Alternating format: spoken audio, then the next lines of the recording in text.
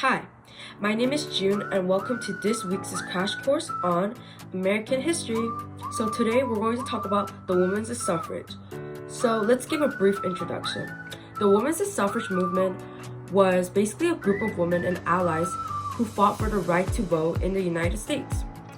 At a time when women had almost no political power, this movement basically changed American history by demanding equal rights and helping women gain a voice in the country's government.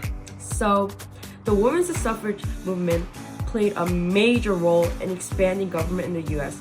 It led to the 19th Amendment, inspired future right movements, and helped prove that organized activism can lead to real, lasting change.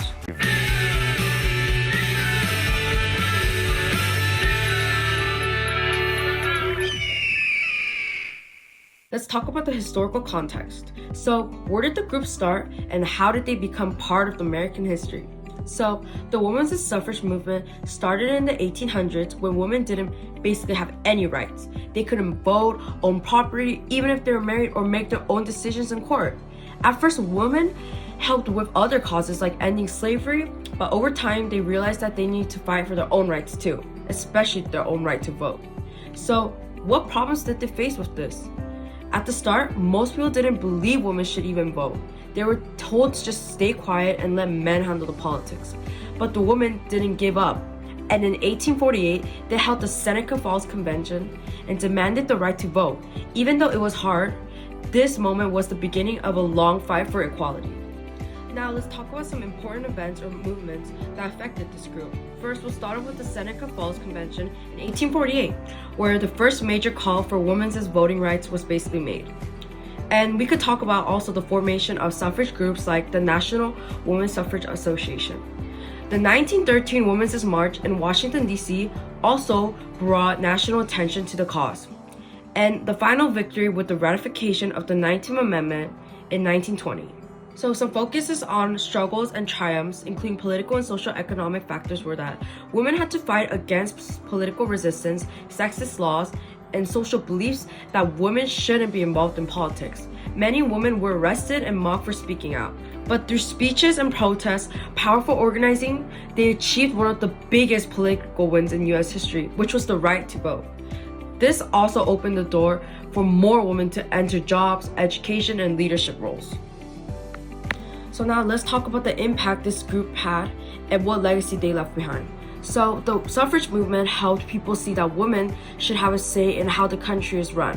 It showed that women could speak up and organize and fight for fairness. Their work changed laws and opened up new opportunities.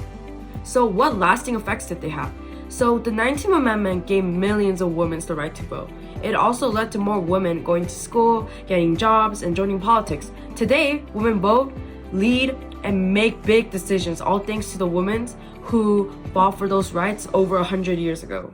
Time for the mystery document. So, the mystery document is a quote from the speech by Suzanne B. Anthony in 1873 after she was arrested for voting in 1872 election. She said, "It was we the people, not we the white male citizens who formed this union."